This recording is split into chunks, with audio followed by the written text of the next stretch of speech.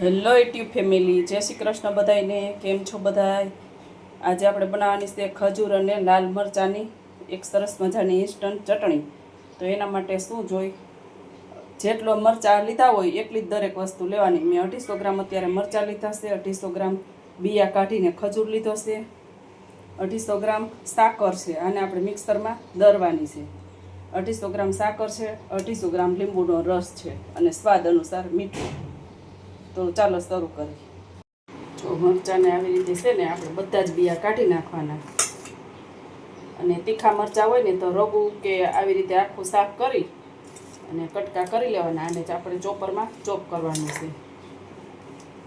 બિયા સાવ રેવા જ દેવાના નથી, સાવ ચોખ્ખા કરી નાખવાના મરચાં. અને આ મારે મોરા મરચાં છે એટલે હું અંદરની નસું નથી કાઢતી. જો તીખા મરચાં હોય ને તો નસું બધી કાઢી નાખવાની. જો વિડીયોને તમે જોતા હોય, વિડીયો ગમ્યો હોય તો લાઈક કરી દેજો, સબસ્ક્રાઈબ કરી દેજો અને કોમેન્ટ કરવાનું ભૂલતા નહીં કે આ રેસીપી તમને કેવી લાગી.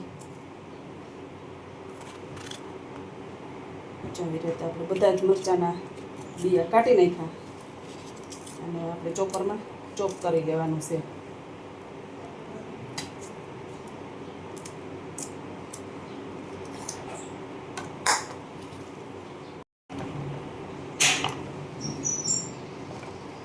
એકદમ સરસ મજાનો ચોપ થઈ જાય.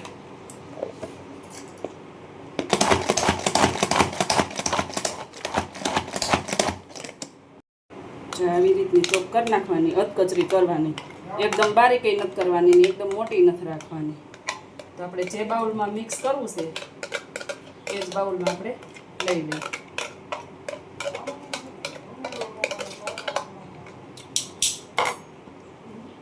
આપણે બધા મરચાંને ચોપ કરી નાખ્યા, આવી રીતના ચોપ કરી લેવાનું. અને ભેગી આપણે સાકર પણ દરી લીધી છે, એક બાજુ મૂકીએ. અને આને આપણે, જો તમારે ખજૂર કઠણ ખજૂર હોય ને તો એકદમ સરસ ઝીણી ઝીણી કટકી કરવાની. મારે નરમ ખજૂર છે એટલે હું આવી રીતની કરી નાખું કટકી.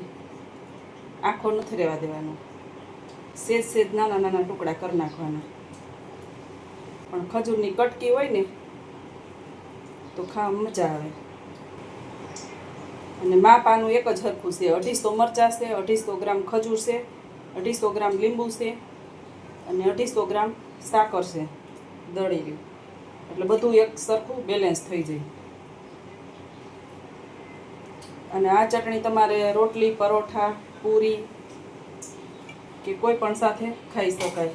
આને સ્ટોર કરી અને 12 મહિના સુધી તમારે રાખી મૂકો. ફ્રીજની કંઈ જરૂર ન પડે. આ લીંબુ હોય એટલે 12 ને 12 જ તમારે રાખો તો હાલે, બગડે નહીં, ખરાબ નથી થતી આખું વરસ માટે.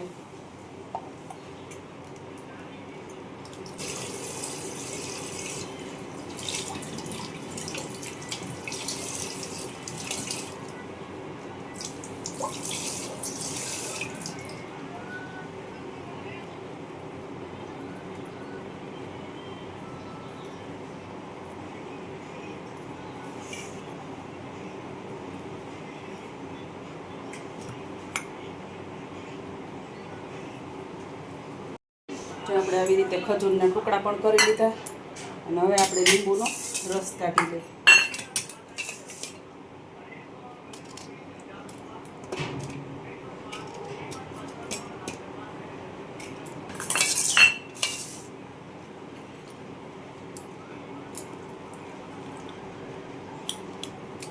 આપણો લીંબુનો રસ પણ તૈયાર થઈ ગયો છે.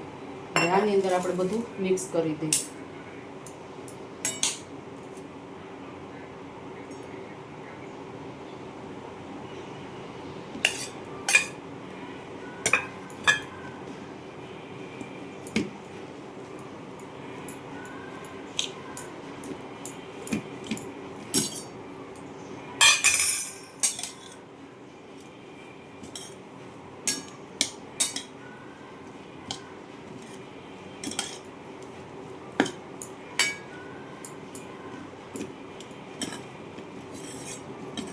જો તમારી પાસે બને ને ત્યાં સુધી આપણે જે કડક ખજૂર આવે ને એ આખો કડક ખજૂર જ લેવાનો.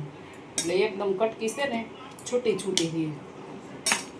મારી પાસે અત્યારે હાજર નહોતો એટલે મેં આ ખજૂર લીધો હતો. હવે એમાં આપણે દળેલી ખાંડ નાખી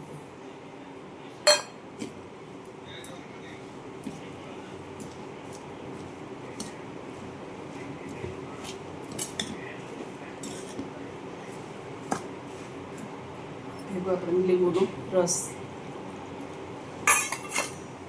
આપણે સ્વાદ મુજબ મીઠું અત્યારે એટલું લઉં છું, પછી ચાખી મીઠું નાખીશ. ચાને તડકે કે રાખવાની જરૂર નથી, આ ચાસણી આમનામ જ આવી જાય આની. આને 3 થી 4 દિવસ બહાર ને બહાર રહેવા દેવાની.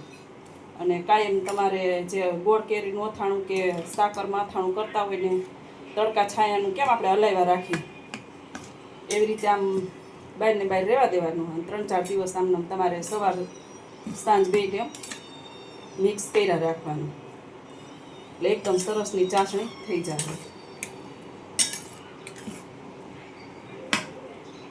થઈ ગયું એકદમ રસ મસ્ત.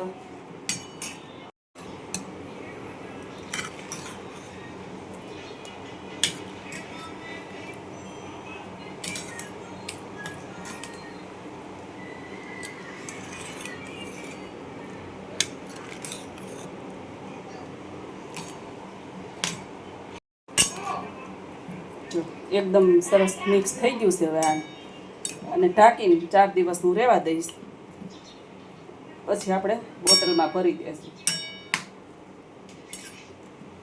4 દિવસ રહે ને એટલે ચાસણી રહીને એ બધી અત્યારે ગરમીની હિસાબે ઘાટી થઈ જાય. તો આ કાંઈક છે આપણી ખજૂર અને મરચાંની ચટણી. આવી રીતે તમે પણ બનાવો ખજૂર મરચાંની ચટણી, આ ખૂબ જ ખાવામાં ટેસ્ટી લાગે. અને 12 મહિના સ્ટોર પણ આને કરી શકાય. અને ફ્રીજમાં કાંઈ રાખવાની જરૂર નથી. આપણે બહાર ને બહાર રહીએ તો 12 મહિના સુધી ખરાબ નથી થતી ચટણી. તો વિડીયોને આપણે અહીં એન્ડ કરી, ફરી મળીએ પાછા કાલે નવા વિડીયો સાથે. ત્યાં સુધી જય શ્રી કૃષ્ણ.